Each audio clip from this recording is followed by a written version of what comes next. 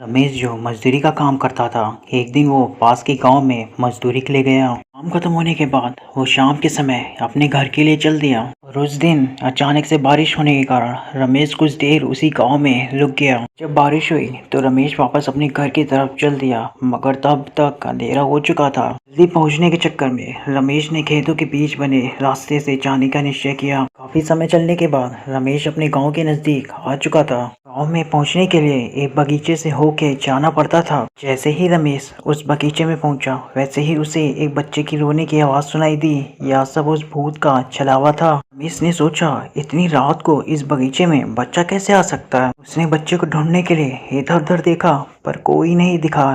तब उससे ख्याल आया कि हो सकता है कोई औरत किसी काम से बगीचे में अपने बच्चे को साथ लेके आई होगी, इसलिए वो अपने घर की तरफ चल दिया। जैसे जैसे वो आगे बढ़ता जा रहा था, बच्चे की रोने की आवाज उसे जोर से सुनाई देने लगी। रमेश ने फिर सोचा, हो सकता है वो औरत किसी परेशानी में फंस गई होगी, मुझे मदद करनी चाहिए। जिधर से आवाज आ रही थी रमेश उधर ही जाने लगा। कुछ दूर पहुंच के उसने देखा कि एक 6-7 साल का बच्चा पेड़ के नीचे लेटा हुआ है, वहीं रो रहा है। रमेश तुरंत उस लड़के के पास पहुंचा और जोर जोर से आवाज देने लगा, कौन है यहाँ पे, का बच्चा है ये। मगर किसी ने आवाज नहीं दी। ये भूत का छलावा था, इसे रमेश समझ नहीं पाया। रमेश ने सोचा, शायद इसकी माँ यहीं आसपास कहीं बेहोश हो गई होगी, इसलिए बोल नहीं रही। रमेश ने पूरे बगीचे को छान मारा, मगर उसे वहां पे कोई भी नहीं दिखा। अब रमेश ने गुस्से में आके चिल्लाया, कौन यहाँ पे बच्चा रख के चला गया है। किसी की आवाज नहीं आने के कारण रमेश ने वहीं रुकने का फैसला किया कि देखता हूँ कौन यहाँ पे छोटे बच्चे को रख के चला गया है। थोड़ी देर में तो आ ही जाएगा, फिर उसे डांटूंगा। काफी देर बीत जाने के बाद भी उस बच्चे को लेने के लिए वहाँ कोई भी नहीं आया। रमेश समझ चुका था कि शायद कोई जानबूझ के अपना बच्चा यहाँ पे छोड़ के गया है। रमेश ने उस बच्चे को गोद में उठाया और घर की तरफ चलने लगा। रमेश रास्ते भर चिल्लाते हुए जा रहा था, कैसे लोग रहते हैं यहाँ पे, अब नहीं बच्चे को छोड़ के अकेला चले गए। गुस्से से वो पूरे रास्ते बड़बड़ाते हुए जा रहा था। तभी रमेश को लगा कि उसे चलने में दिक्कत हो रही है, क्योंकि बच्चा बहुत ही भारी था।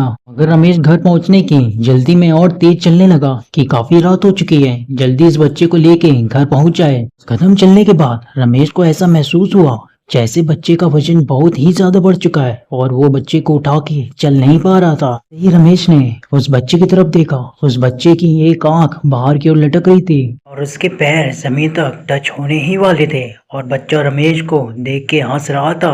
रमेश इतना देखते ही डर के मारे उस बच्चे को फेंक दिया। फेंकने के बाद वो बच्चा जमीन पे नहीं गिरा, बल्कि जमीन से ऊपर ही लटकने लगा और जोर जोर से हंसते हुए बोला, क्या हुआ, मुझे अपने घर नहीं लेके जाएगा।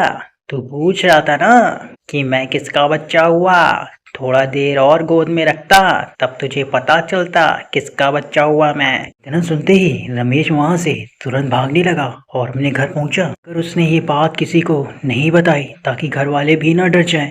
जैसे तैसे उसने खाना खाया और सोने लगा। रमेश को हल्की सी नींद लगी ही थी कि फिर घर के बाहर से उस बच्चे की रोने की आवाज आने लगी। रमेश डर के मारे उठ गया और धीरे धीरे वो आवाज और तेज होने लगी। उसने घर वालों को जगाया और सबको उस घटना के बारे में बताया। फिर उसने कहा, वो बच्चा अभी भी घर के बाहर रो रहा है। मगर बच्चे की रोने की आवाज किसी को सुनाई नहीं दे रही थी, वो आवाज बस रमेश को ही आ रही थी। उसके बाद रमेश के घर वालों ने गांव के ही एक बाबा को बुलाया, जिन्होंने रमेश का इलाज किया और उसके हाथों में धागे बांधे। जिसके बाद रमेश को उस बच्चे की रोने की आवाज आनी बंद हो गई।